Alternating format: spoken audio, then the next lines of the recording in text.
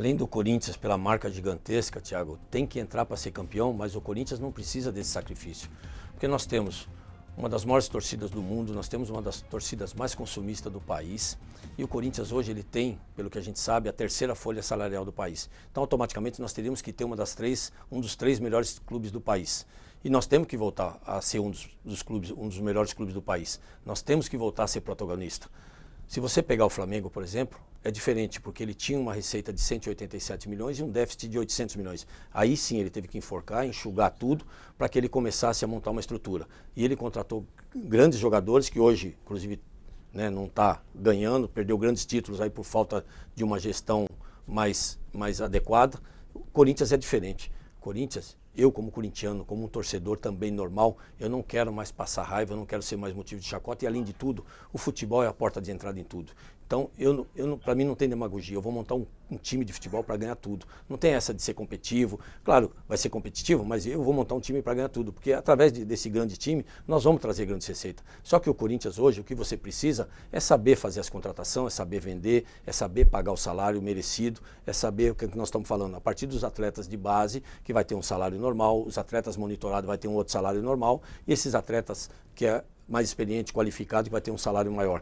Nós temos condição para isso. Inclusive, final do ano, a gente fica livre, como esses contratos que vão acabar, de mais de 8 milhões de folha salarial. Então, com isso, também já dá para você monitorar e contratar grandes atletas. Dentro dessa forma, muitos atletas vêm com luva diluído em salário, e nós não vamos abrir mão disso, Thiago. Nós vamos montar um grande time para ganhar tudo. Eu sou corintiano e não quero mais passar o que eu estou passando. É o que eu falei, né? Eu estou fazendo o trabalho que esse presidente deveria fazer. Estou monitorando todo mundo. Marcos Leonardo é um grande jogador. Quando começou a falar isso na mídia, a gente começa a prestar atenção em tudo. Eu recebo no meu Instagram, na minha rede social, jogadores do mundo inteiro. A gente já tem uma equipe de scout que a gente quer juntar com o que nós temos de melhor dentro lá do nosso profissional, para que a gente monte uma grande equipe com pessoas técnicas. Eu estive no Barcelona há mais de 3 horas na frente de um computador com o diretor de scout geral do Barcelona, onde aprendemos muito em termos de scout, como funciona toda a parte. Eu tenho humildade de ir, de conhecer, de aprender. Diferente do outro candidato que fica enfurnado dentro do clube e não quer mostrar o seu trabalho para fora e não quer aprender. Nós fomos aprender, estou trazendo grandes inovações da Europa, inclusive uma delas é a parte de scout. Por isso que nós estamos já contratando essas pessoas, conhecendo, para que a gente possa ter esse monitoramento perfeito. Marcos Leonardo, um grande jogador, maravilhoso, mas está empregado, está no Santos, um jogador caro. Di Maria, não preciso nem comentar, campeão do mundo. Não tenho dúvida que daria certo no Corinthians, porque o argentino ele tem a característica do Corinthians, que é isso que nós queremos trazer. Estamos monitorando todos, Thiago, e pode ter certeza que vamos investir em grandes jogadores, porque o Corinthians precisa voltar ao protagonismo e nós vamos montar um time para ganhar tudo. Falou em democracia, ele jogou o Cuca para os Leão e depois deixou o Cuca sozinho. Ou seja, eu sou o presidente, eu chamo o Cuca. Primeiro, eu não precisaria chegar no patamar que chegou. Aliás, quando teve todo esse problema, ele deveria ter, na minha visão, chamasse o Dorival, por exemplo.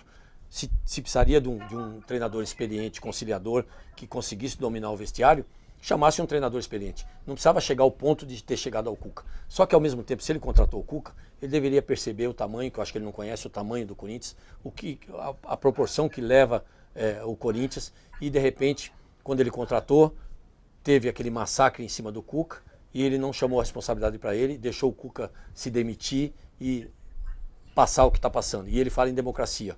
E aí ele fala que eu sou machista, que eu sou racista, botou áudios ridículos, que aliás isso tudo, com certeza, eles que montaram, porque eu nunca disse que o áudio não era meu, eu sempre disse que foi um corte, uma fita editada.